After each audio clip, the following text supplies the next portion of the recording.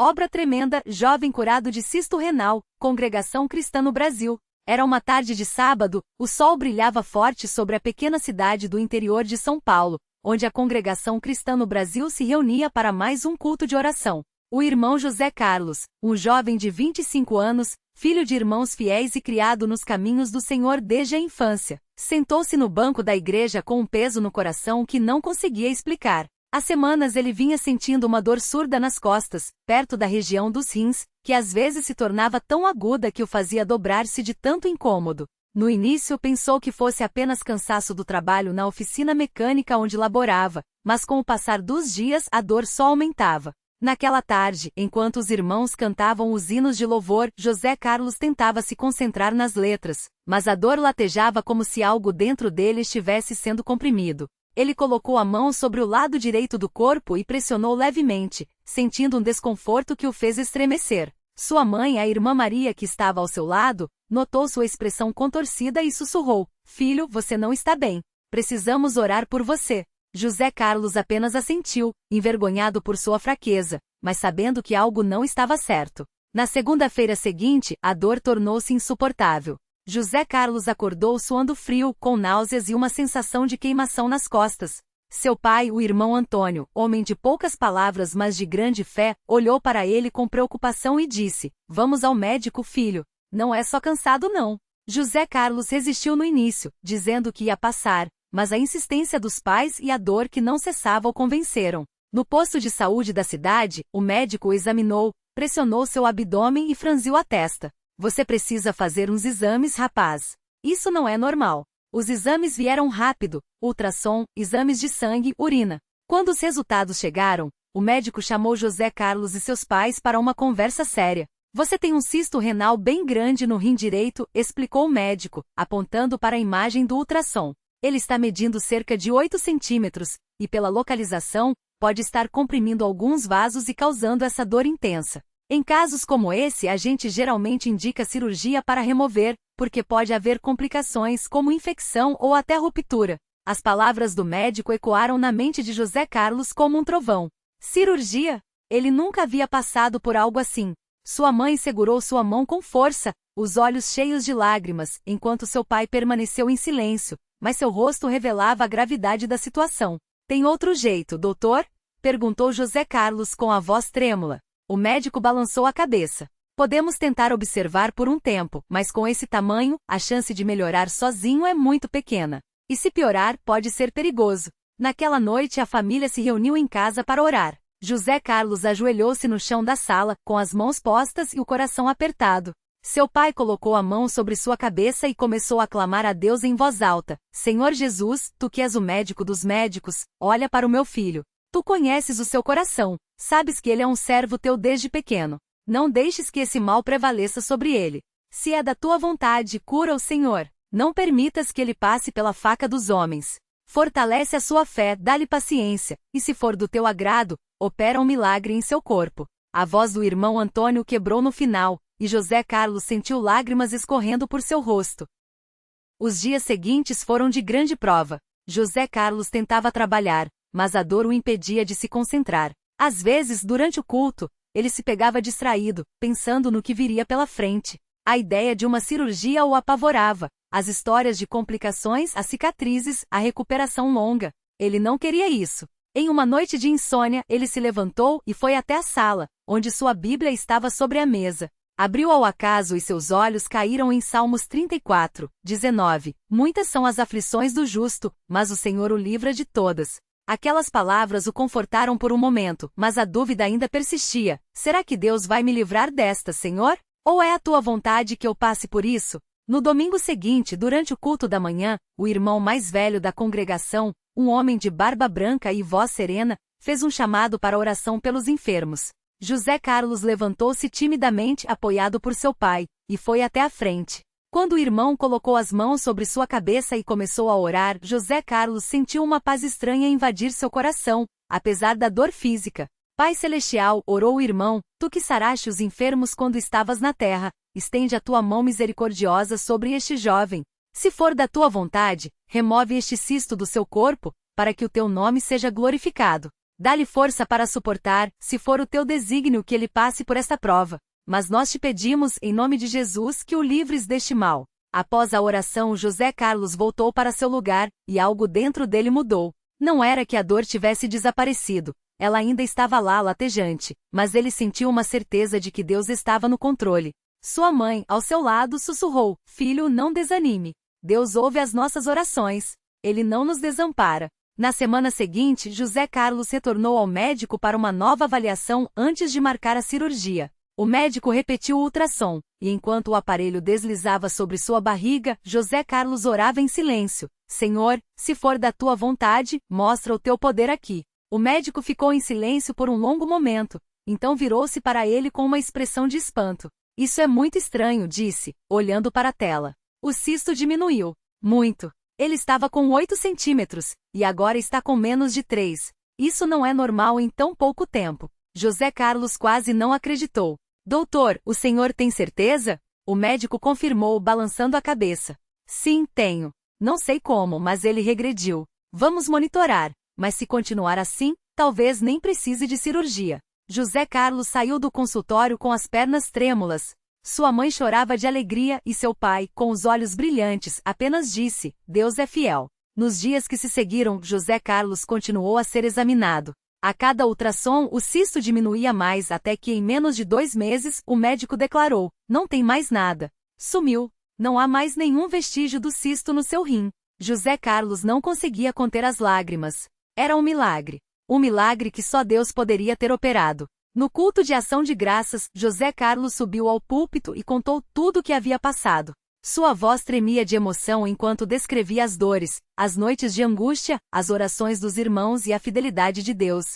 Irmãos, disse ele, olhando para a congregação, eu não tenho palavras para agradecer a Deus por esta obra tremenda que ele fez em minha vida. Eu era um homem cheio de medo, pensando que teria que passar pela mão dos médicos, mas o Senhor, em sua misericórdia, me livrou. Não foi por meu mérito, não foi por minha fé, porque muitas vezes ela falhou, mas foi pela graça dele, que ouve os clamores do seu povo.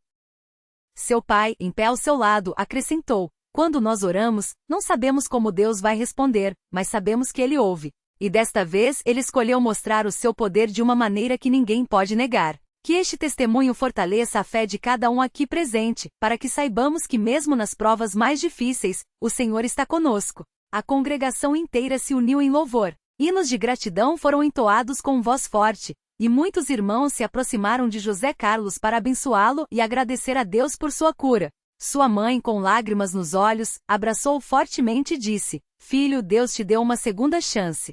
Agora vive para ele com ainda mais dedicação.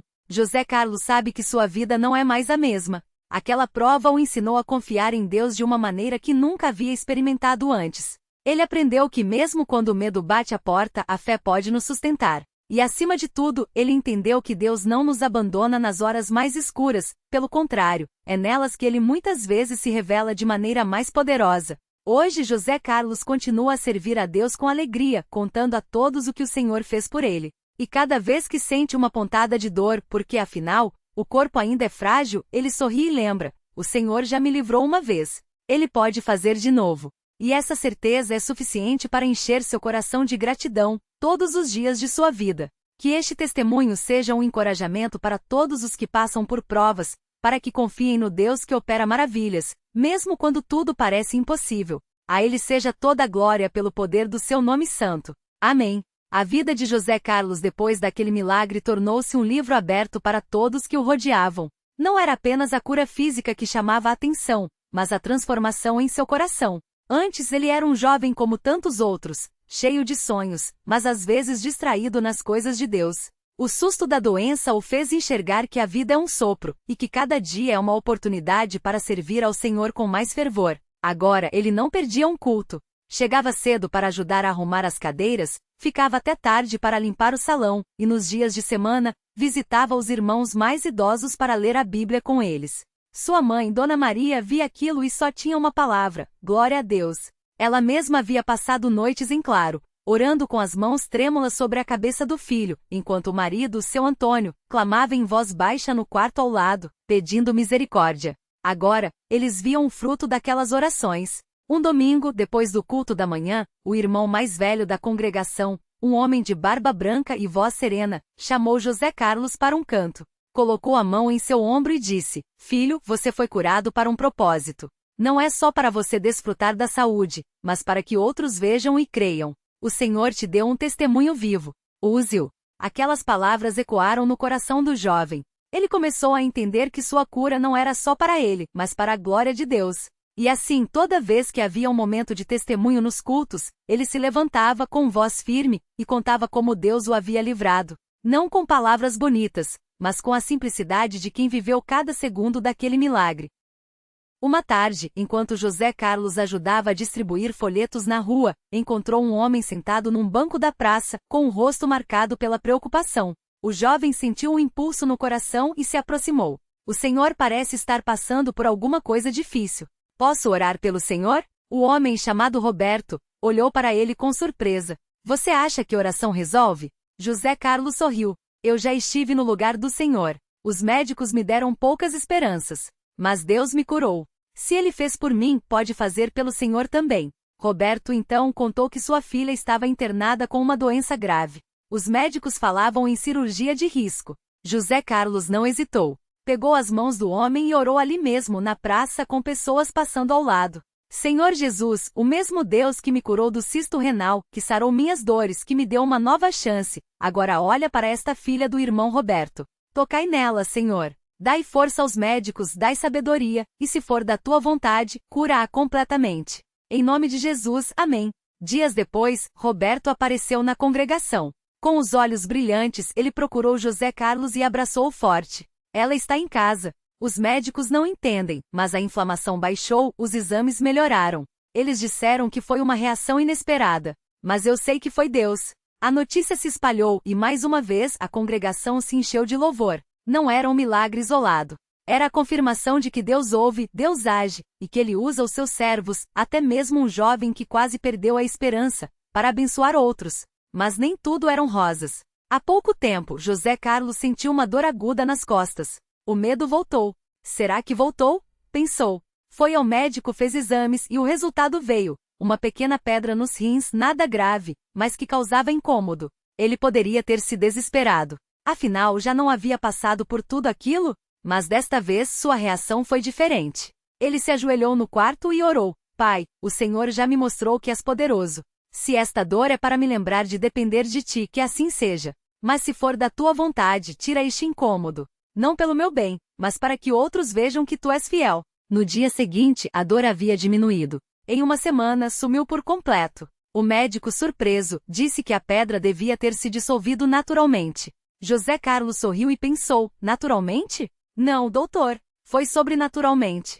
Sua fé agora era como uma rocha. Ele entendia que as provas não tinham acabado, mas que Deus estava em cada uma delas. Certa vez, um irmão da congregação, desanimado por problemas financeiros, desabafou com ele. Não sei mais o que fazer. Já orei, já jejuo e nada melhora. José Carlos o olhou com compaixão e disse, irmão, Deus não prometeu que a vida seria fácil. Mas Ele prometeu que nunca nos deixaria. Às vezes a resposta demora porque Ele está preparando algo maior do que imaginamos. Confie. Continue orando. E enquanto espera, sirva a Deus com alegria. A vitória vem para quem persevera. O irmão abanou a cabeça como se acordasse de um sonho ruim, e apertou a mão de José Carlos. Você tem razão. Vou continuar firme. A família de José Carlos também mudou. Seu Antônio, que sempre foi um homem de poucas palavras, agora liderava as orações em casa com mais frequência. Dona Maria, que antes se preocupava demais com as coisas do mundo, agora passava horas lendo a Bíblia e anotando promessas de Deus em um caderninho.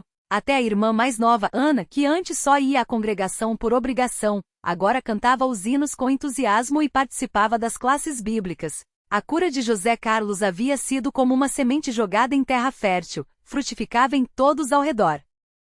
Um dia, durante um culto de ação de graças, o pastor convidou os irmãos a compartilharem bênçãos recebidas. José Carlos se levantou, como de costume, mas desta vez sua voz estava emocionada. Irmãos, eu poderia falar só da minha cura, mas hoje quero agradecer por algo maior, por ver minha família unida em Cristo.